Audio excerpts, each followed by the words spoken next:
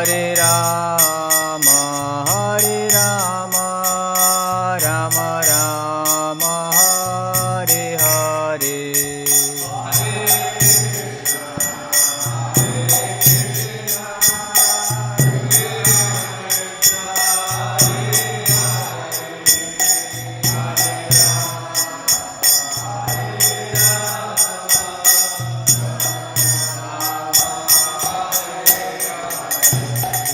Hare Krishna,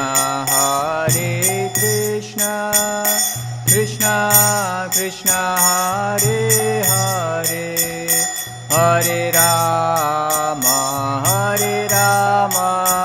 Rama Rama, Hare Hare.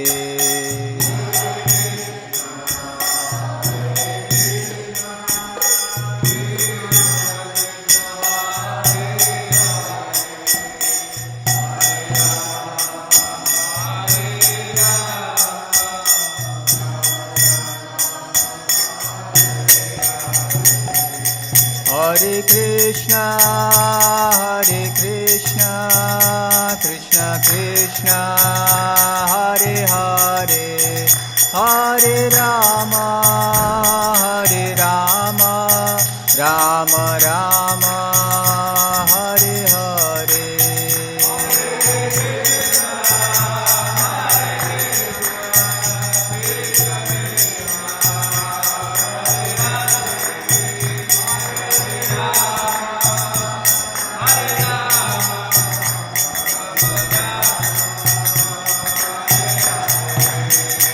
Hare Krishna, Krishna Krishna, Hare Hare, Hare Rama,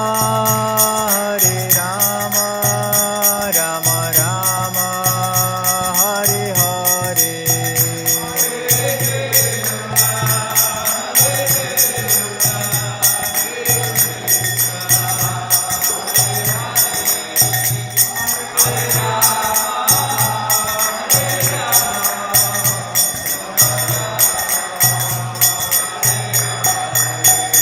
Jaya Prabhupada,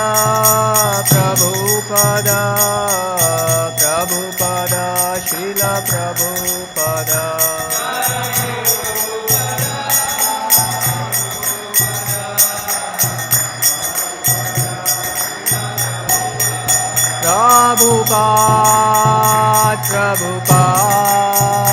Prabhupada, Jaya Jaya Prabhupada.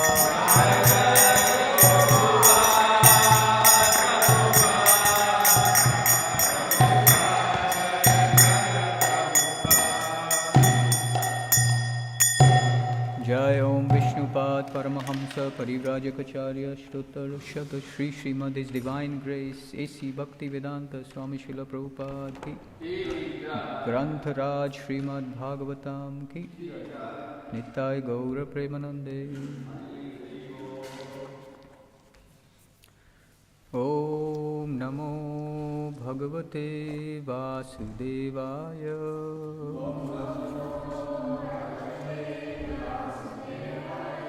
Om Namo Bhagavate Vasudevaya.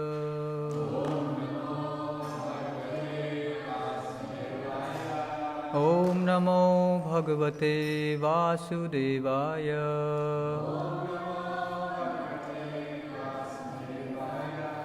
So today we are reading from Srimad Bhagavatam, Canto 3, Chapter 32, entitled Entanglement in Fruitive Activities, text number 5. Ye swadharman duyanti dhira karmartha hetave nisanganyasta karmana prashanta shuddha chetasah. Ye swadharman duyanti dhira karmartha hetave nisanganyasta karmana Prashanta Shuddha Chetasah Ye Swadharma Naduyanti Dhira Karmartha Hetave Nisanganyasta Karmana Prashanta Shuddha Chetasah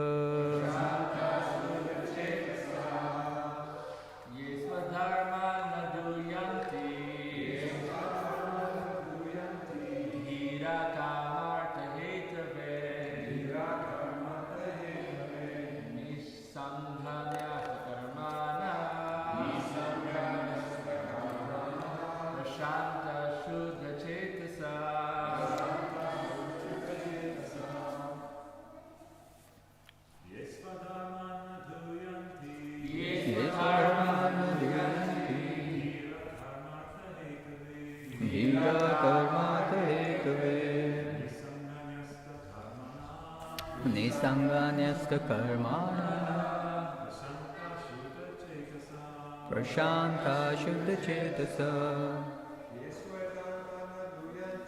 Ye Swadharmana Duyanti Dhira Karmartha Hetave Nisanganyasta Karmana Prashanta Shuddha Chetasa Mataji Ye Swadharmana Duyanti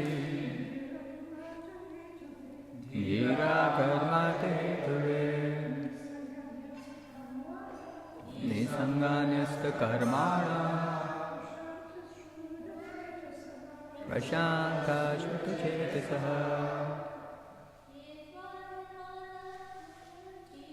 Ye Swadharmana Duyanti Dhira Karmartha Hetave Nisanganyasta Karmana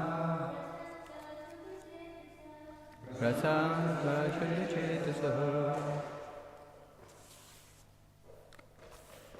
Ye, those who Swadharman, their own occupational duties, na, do not, duyanti, take advantage of, dhira, intelligent, kama, sense gratification, artha, economic development, hetave, for the sake of, nesanga, free from material attachment, nyasta, given up, karmana, fruitive activities, prashanta, satisfied, shuddha chetasa, of purified consciousness. Translation and purport by His Divine Grace A.C. Bhaktivedanta Swami Srila Prabhupada ki. Translation. Those who are intelligent and are of purified consciousness are completely satisfied in Krishna consciousness. Freed from the modes of material nature, they do not act for sense gratification.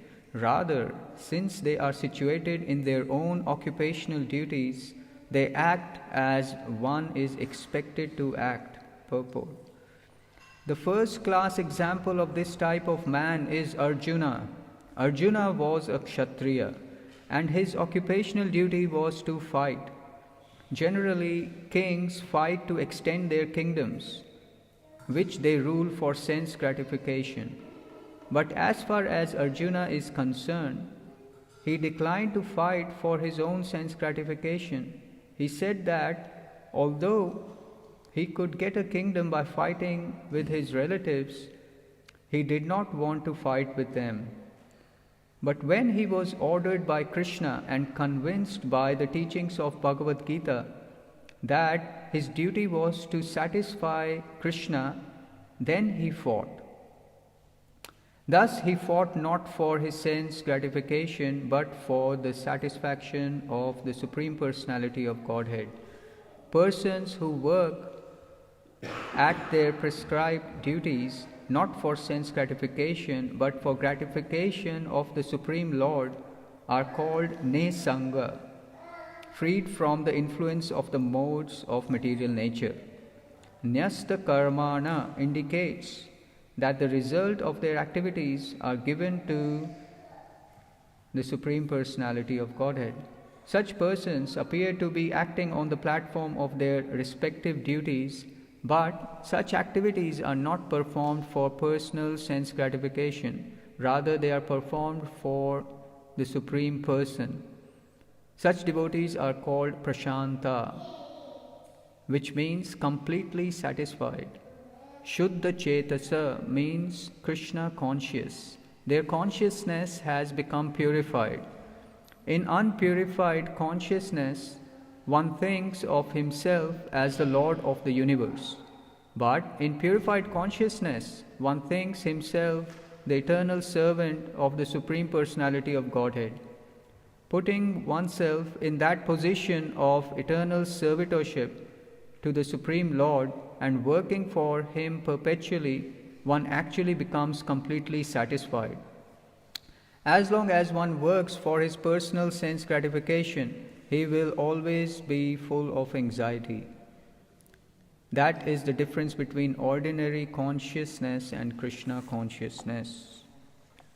Om Agyantimirandasya Gyananjana Shalakaya Chakshurunmilitam Jena Tasmai Shri Gurave Namaha Shri Chaitanya Manobhishtam Sthapitam Yena Bhutale Swayam Rupa Kadamayam Dadati Swapadantikam Jai Shri Krishna Chaitanya Prabhu Nityananda Shri Advaita Gadadhara Shri Vasadi Gaura Bhakta Vrinda Hare Krishna, Krishna Krishna, Hare Hare, Hare Rama, Rama Rama, Hare Hare. So here we are hearing from Srimad Bhagavatam in the section where Lord Kapila is giving teachings to his own mother, Devahuti. So generally, as we know, mother and father, they teach their children about how the world works, even how to walk, how to eat.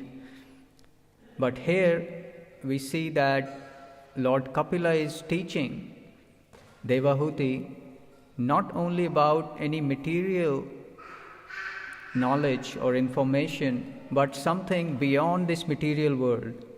So that is very important. Srimad Bhagavatam brings to us these amazing conversations between these personalities, and the center of their conversation is Krishna. So that is the most important thing. Otherwise, it's very difficult to understand what is this Srimad Bhagavatam.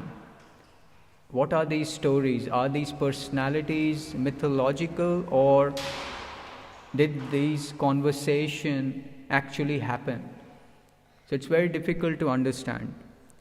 So we have to hear from those who are in the disciplic succession, in the chain of the teacher and the student. And the chain, as we know, it begins from Krishna, who is the source of all knowledge. So the simple example is given, just like we have an electric bulb or a lamp, and we get the light from that lamp. So the lamp or the bulb is not the source of electricity, but the electricity is produced in the powerhouse, and then through different chain of electrical connections, the electricity finally comes to the lamp. So in the same way, tiny living entities in this world cannot be the source of knowledge. Krishna is the ultimate source of all knowledge. So this knowledge of spirituality comes from Krishna. And anyone can be the recipient of this knowledge, and when one perfectly receives the knowledge, he or she is in a position to further distribute the knowledge. So it's quite simple. So Srimad Bhagavatam is the essential text in which all the teachings are given. So one may say, what is the difference between the original Vedas and the Srimad Bhagavatam? Why are not we every morning doing classes on Vedanta Sutra or Upanishads? Why Srimad Bhagavatam? So even devotees may ask this question. So there is description that how there are 4 Vedas. Originally there was only one Veda. And Veda is the knowledge of the Supreme, and it coexists with the existence of the Supreme. So there is no beginning or end of the Supreme Lord, and in the same way there is no beginning or end of the Vedic knowledge. Because the Supreme Lord exists eternally, so the Vedic knowledge also exists eternally. So the Vedas actually are very elaborate. And in previous ages, all the parts of the Vedas were not very properly organized, because the living entities were so intelligent, they were able to gather information from not so nicely arranged knowledge, because they were all the living entities, all the human beings, they were very intelligent. They could gather, they could very easily grasp the knowledge. In the Vedas there were 4 sections: Upanishads, Aranyaks, etc. And they are compared to different jewels like rubies, sapphire. So they were all mixed. But those who know how to judge a particular jewel, they can gather it very easily from the pile of mixed jewels. But Vyasadeva, he actually knew that in Kali Yuga especially, which is very degraded age, people will not be very intelligent. So out of mercy, what he did was he separated those jewels from the pile of mixed jewels. And this example is given in 12th canto of Srimad Bhagavatam. So Vyasadeva actually condensed the whole Vedas, and then he divided the Vedas into 4 different types of Vedas. And then there's something called the 5th Veda. And the 5th Veda is all the histories and the Puranas. So they are supplementary to the Vedas, but they are very essential in Kali Yuga, because in Kali Yuga we cannot understand the Vedas directly. So the knowledge given in Puranas like Srimad Bhagavatam, which is Bhagavat Purana, one of the main Puranas, or the topmost Purana actually, Mahaprabhu said, Srimad Bhagavatam Puranam Amalam. So this is the topmost and the most purified Purana.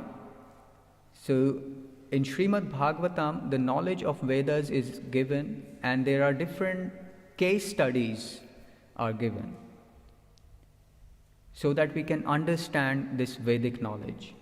So why people find it very difficult to accept Srimad Bhagavatam is because all these stories which are given, like for example this conversation between Lord Kapila and his mother Devahuti, all these stories are from different ages and even different universes sometimes, and they are not chronologically stated in Srimad Bhagavatam. So that's why people get confused that what happened when and where. So they think maybe these are just stories made up by someone, made up by Vyasadeva or someone. But no, there is a purpose.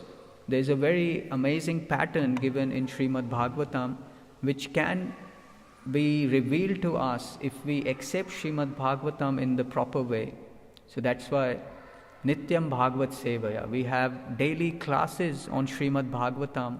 Those who can come in the association of devotees, they can hear, or these days we have all the technology, MP3 players, computers, everything's available at home. Best is to be with devotees, but if we cannot, the main point is to hear daily the message of Srimad Bhagavatam and read Srimad Bhagavatam. So if we daily serve Srimad Bhagavatam by associating with the teachings given in Srimad Bhagavatam, then everything is revealed easily. So in today's verse, we hear that it's given, those who are intelligent and are of purified consciousness are completely satisfied in Krishna consciousness. Everyone wants to be fully satisfied. They are working hard to get happiness, to get satisfaction. But what is happening in the world? We are seeing that it's a very chaotic situation. There's never been a time in history when there was no war. Somewhere or the other there are, as Prabhupada writes, hot and cold wars always going on.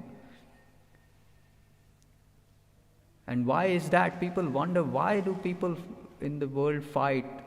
Individuals, nations against each other, communities against each other, different races against each other. Why is there fight always? There have been measures to stop fights. They had the League of Nations and the United Nations, but the fight never stops. Why is that? So Bhagavad Gita gives the answer. Because of material desires. And here we see people act because of material desires. They want to have sense gratification.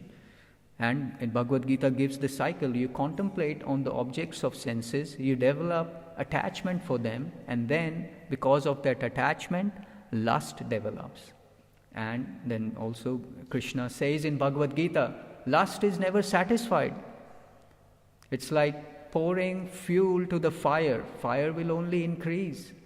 So if there is material desire and if we want to satisfy it and we try to satisfy it, it's like pouring fuel to the fire. And we think, oh, once I satisfy my material desire, I'll be fully happy. But it doesn't happen. The material desire increases. And then when we are not able to fulfill any desire, then there is anger. So after lust comes anger. So that's why, because of this anger, there's always war. People will fight with each other because anger cannot stay within us. It comes out in some form or the other. It's very difficult to suppress anger. Prabhupada explains in different purports that how, first of all, what are these contaminations? We want to become purified. So anger is one of the contamination. Lust, anger, greed, all these enemies, they are like contaminations of the heart. So when there is, for example, anger, then it is actually exhibited through different bodily parts. The eyes become red, and from the nose there's hot air that comes out. And sometimes some people are so angry their lips tremble. And then if anger is showed through arms, there is punching. Through legs, there is kicking. Prabhupada writes in a purport. So whole body is actually contaminated, just by anger, this one enemy. So like that, there are so many different enemies: greed, envy. The whole body and consciousness, mind, intelligence, everything is corrupted and contaminated by these things. Then how can we be satisfied if we have all these things within us? So that's why it is said in Srimad Bhagavatam in today's verse, those who are intelligent and are of purified consciousness are completely satisfied. So generally speaking, contemporary modern day man or a woman, they cannot understand what has purification to do with satisfaction. They cannot actually understand how it works together. But if they hear from Srimad Bhagavatam through proper person, then they will be able to understand. And of course, when they see the examples, how a person is very satisfied, it's very difficult to fake it. You can see very easily who a person is satisfied or not, satisfied or agitated. Face is the index of mind. You can study the faces of people. You can know if this person is satisfied or agitated. One can fake it only for so long. Then if you poke him or her, then everything comes out immediately. So it's very difficult to fake real satisfaction and peace. It's a state of mind, it's a state of consciousness which can be achieved by practice and good association. Otherwise, it's very difficult for people, as I said, to correlate that what's the relation between purification of consciousness and satisfaction. Recently, while distributing books, I met one gentleman. He was 70 years old, and he was saying he's from Christian background, and then I just tried to repeat what Prabhupada says, but I had to be very humble because he was of my father's age. So I was able to actually very humbly ask him, "Oh, are you vegetarian?" He said, no, that has nothing to do with my relationship with the Supreme Lord. And then I just tried to repeat what Prabhupada says, that there are 10 commandments, thou shalt not kill. But then he was saying there is nothing, it doesn't matter what goes in, it's what comes out of my heart. I love God and I love everyone. And then I kept at that point. As you know, in fighting, in combat, when people are fighting with each other and they want to defeat someone, so you find a weak spot and then you hit there again and again. So that's how you defeat someone in a combat. So this is a weak point, because for Christians, those who say they are Christians but they're not following their own teachings, thou shalt not kill applies to all living entities, not only human beings. So I kept telling this person that how can you be compassionate if your food or your diet is based on violence, and violence towards another son of God with who you have relationship with. But he kept saying that doesn't matter what goes in. It's what comes out of your heart. But then I said, what goes in comes out. You are what you eat. And then anyway, I said, I'll leave it with you. You can think about it, that how you can justify killing someone for your diet, which is actually not required. You can stay healthy just by vegetarian food stuff. So what we eat, who we associate with, that is very much important for our life, because it affects our consciousness. Our consciousness is contaminated or purified according to the association with the modes. In Bhagavad Gita, another place, it is said, Karana guna sangosya sadasad yoni janmasu. So because of our association and activities, we develop a certain kind of consciousness, we associate with certain type of modes, and then in that way we are forming our next body. There are so many species of life, they come about because of the association with different modes. So this is very important to understand how the purified consciousness will actually give satisfaction and happiness. But people think money is everything. I just get money somehow or other and I'll be happy. But there are so many people who have money but they are not fully satisfied and happy. There is this example in USA. There are many rich kids who are whose parents and grandparents have a lot of wealth, but these kids are not satisfied because they have some socialistic outlook and thinking, and they think that this wealth that our parents and grandparents have, this has come about because of exploitation, capitalism. So we want to give this wealth away in charity to help people, those who don't have wealth. So many people will say, actually, you should be feeling happy that you have that much wealth. But there are these even young kids in their early 20s, late 20s, they are not happy with how the wealth was obtained. They are against capitalism. So they are not satisfied even though they have wealth. So this is one proof that wealth doesn't bring happiness and satisfaction. One 25-year-old young man who will eventually get $100 million because his parents, grandparents have so much wealth. So he's 25 and at the moment he can only get 30 million. And he's ready to get that and distribute it, and give charity. So many people will say, what a fool, 30 million, he wants to give it away. And there's another lady of Indian origin who was adopted by these white American couple. They went to India, adopted this poor young girl, and now she is just in early 30s. And these parents of this adopted lady were very, very rich. So she has a lot of money.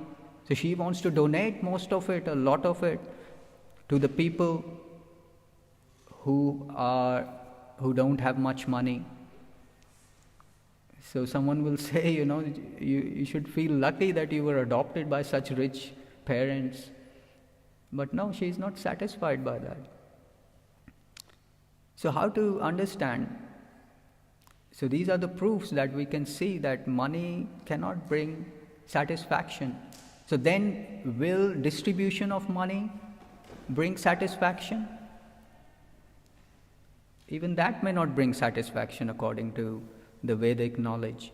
Satisfaction comes from connecting the spirit that we are to the source of the spirit. In Srimad Bhagavatam, it is said, Paro dharma yenatma suprasidati. The real happiness or satisfaction will come when we will be engaged in ahaituki apratihata bhakti. Bhakti which is savai pumsam paro dharmo yato bhakti radhokshaje ahaituki apratihata yayatma suprasidati.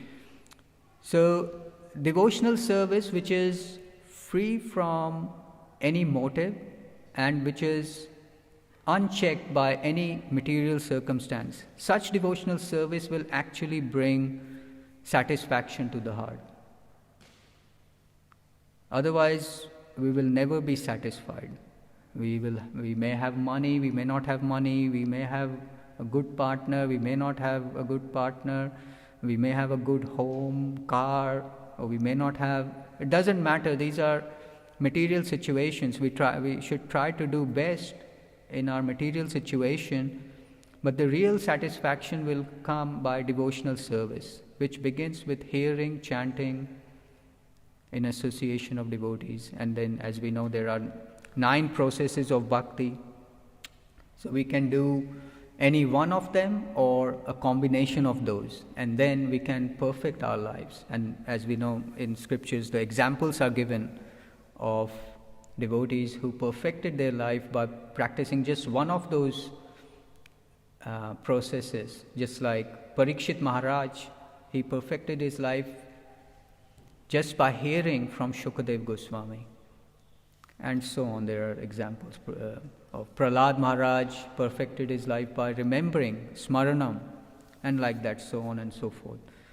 So these processes of bhakti will actually bring satisfaction, because we are not acting on an artificial level when we are performing bhakti processes. Anything that we do in this material world is from an artificial standpoint, in a very artificial situation. So we cannot be happy. So it's very important to engage in bhakti. So Prabhupada mentions about Arjuna, that how he is the first class example of such a person who is intelligent, who is purified in consciousness, and he is satisfied. This is after he heard Bhagavad Gita. Just before he heard Bhagavad Gita, he was very anxious.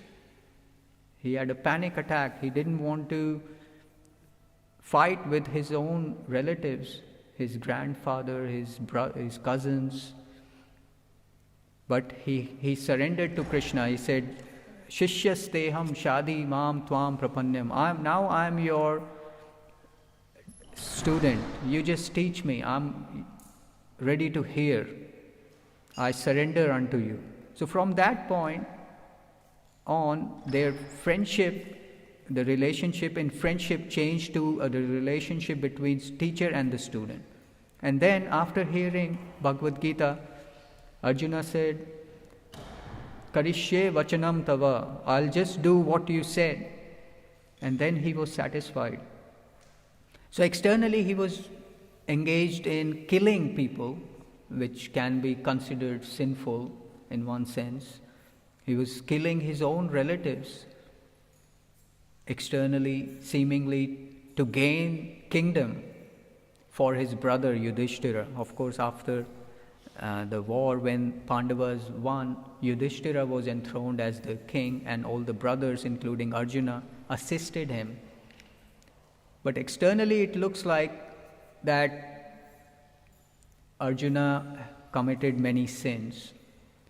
So he was very much in anxiety just before hearing Bhagavad Gita.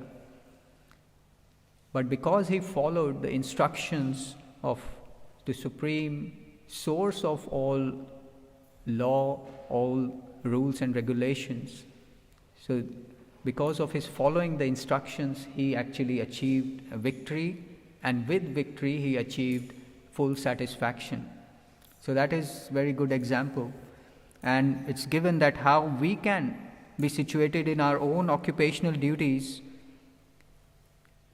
and act as one is expected to act. So this is very difficult to understand. Most of the time we cannot understand how should I act in this situation, or which city I should live in, which job should I take, which partner should I take. There's always confusion, which university I should go in.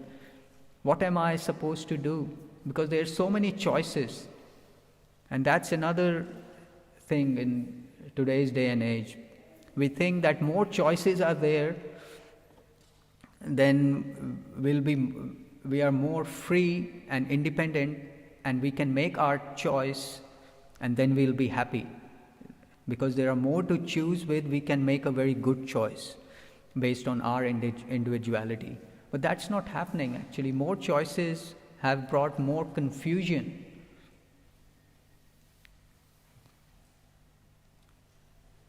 So we don't actually, most of the time, it's very, on the material level, it's very difficult to know how to act. But here in today's verse, it is mentioned that one who is intelligent and of purified consciousness, they act as one is expected to act.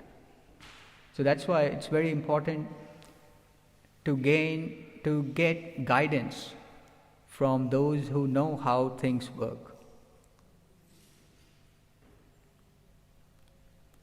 So when we continuously hear Srimad Bhagavatam, eventually there would be a time when we would exactly know precisely what to do, what not to do.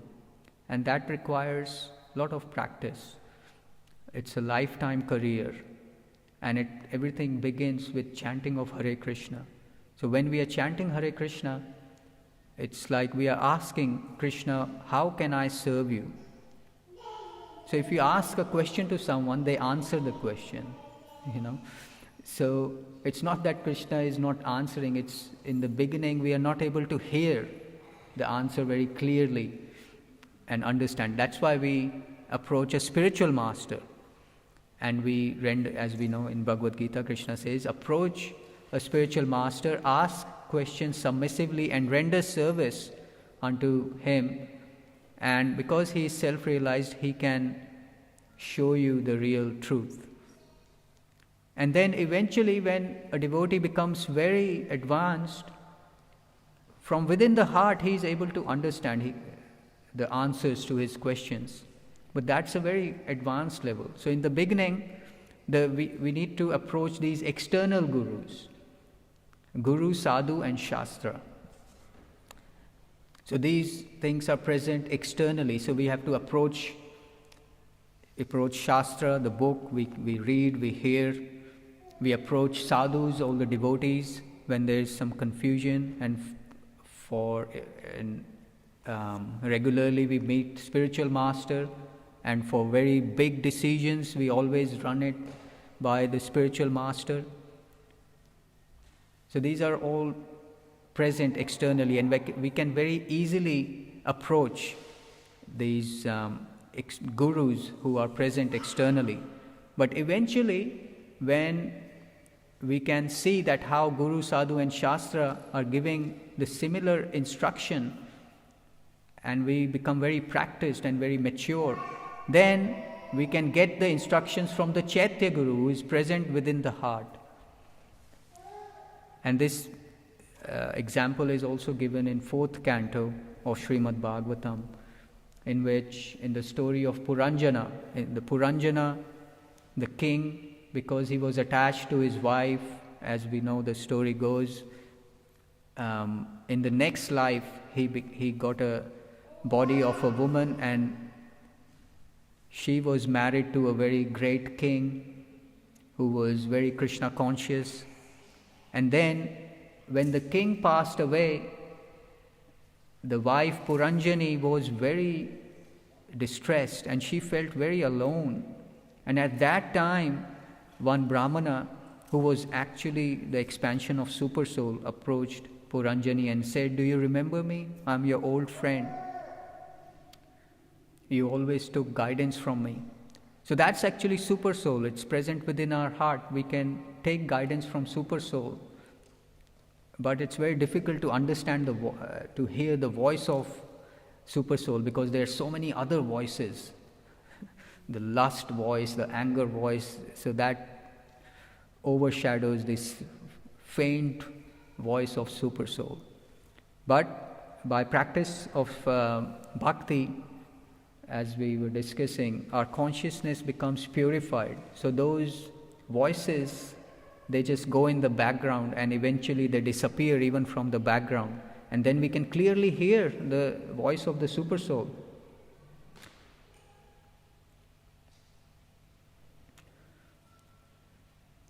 And we'll be totally in sync with what Krishna wants from us. So that will be very satisfying. There will be no confusion. Recently, just a month back, there was a study done in a top university in Austria. So there is this professor of cognitive science, and they have done this research on how to get in sync with someone, how to be in sync with someone. And because there's always difference of opinion and different mentalities, so how to be in sync with someone. And they see the examples in the nature, that how you see sometimes these small birds, they fly and they turn in sync. These big group of birds, they are flying and they turn together. They are not colliding with each other. And there are these flies who are called fireflies. They flash their light, and in sync, they flash their light in a pattern as if they are connected to each other. Somehow they are communicating with each other. So these researchers in this top university in Europe, they wanted to see in humans that how we can be in sync with each other. And they found out a way. They found out a way recently. And obviously, as many researchers say, they don't know the reason how it works. But they say that if you just be quiet, don't talk to this other person, and you just walk with them and try to walk in sync. Just make your legs, movements of your leg in sync with the movement of other person's legs. And you just have to do it for a few minutes, and you will see within your heart this amazing resonance will come with this other person. And this other person could be a stranger or a person you don't like.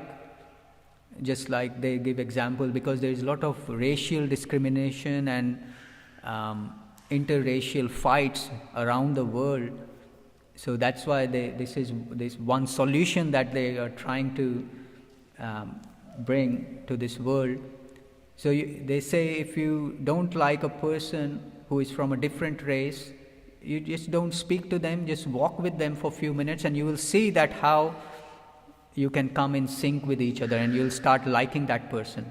Or if there's a couple and they have an argument, you just stop talking, you just go for a walk for a few minutes and try to walk in sync, and you will see that how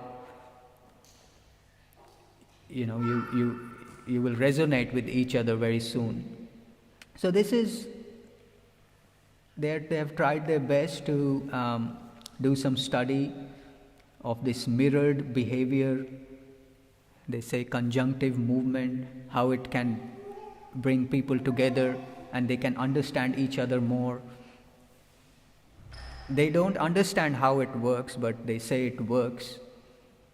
But eventually, as we know, because on the material level there are 3 modes of material nature, and Bhagavad Gita says there is competition between these modes. So there will be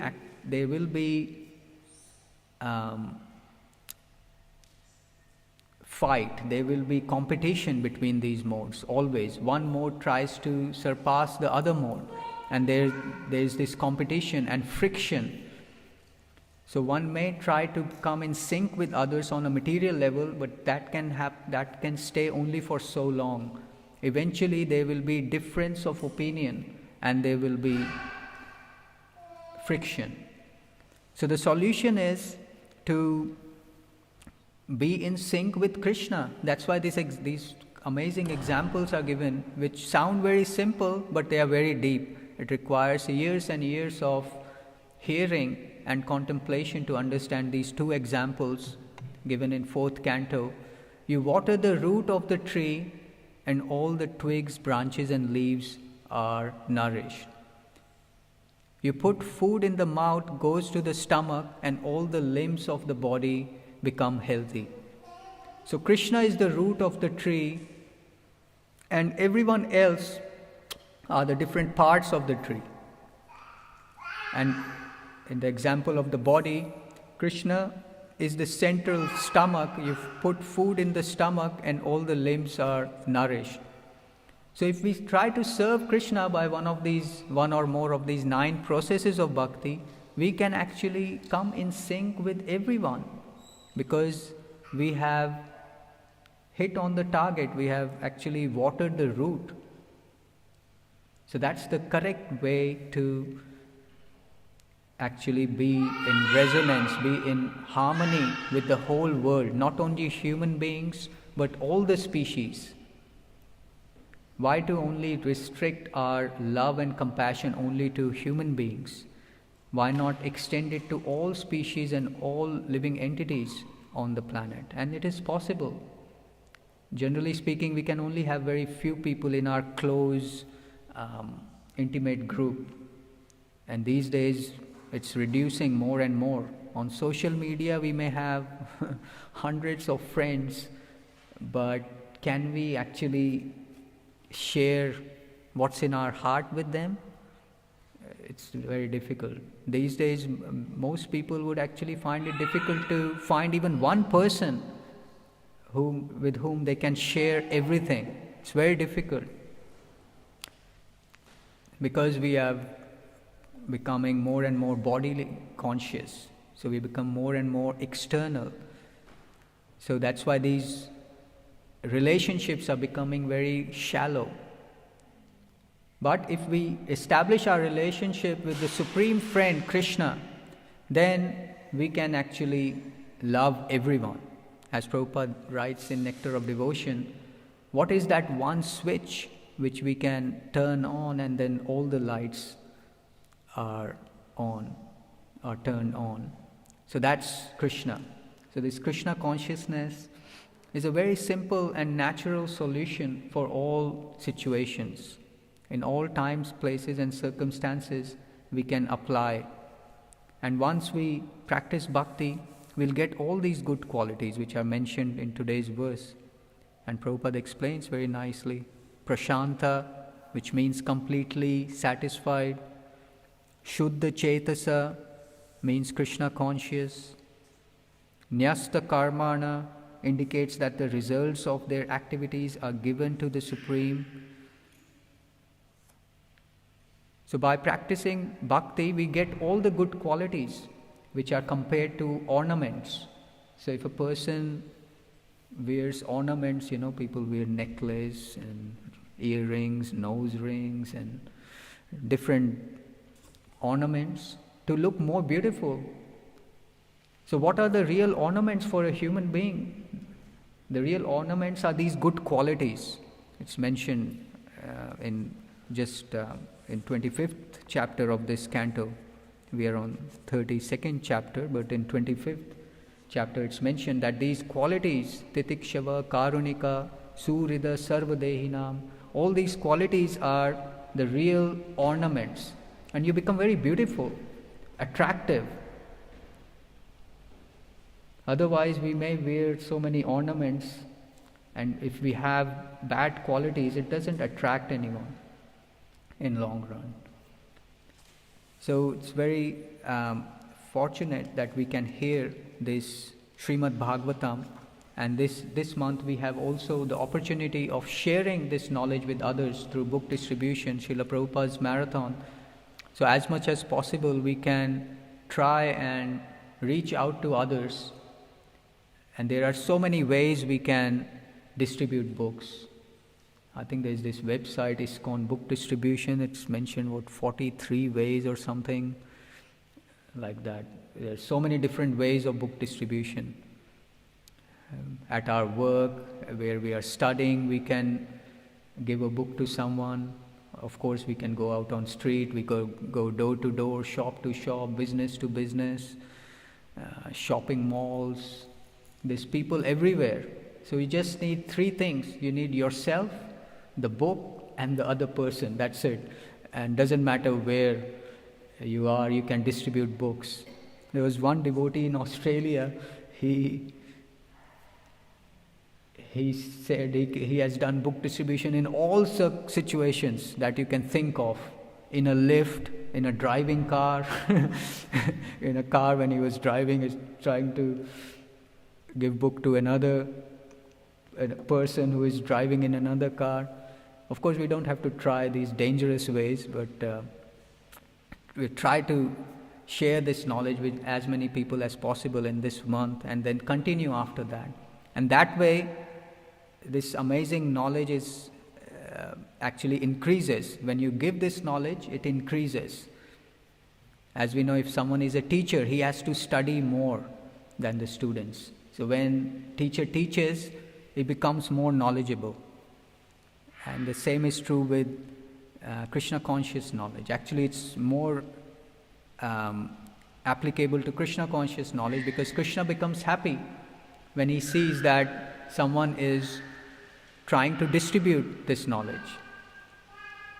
Actually, Krishna says in Bhagavad Gita that no one is more dear than he who actually distributes this knowledge to others. So that's the goal of life, to become dear to Krishna, and that way we can please everyone and we'll be satisfied. Hare Krishna. Any questions or comments on what we discussed?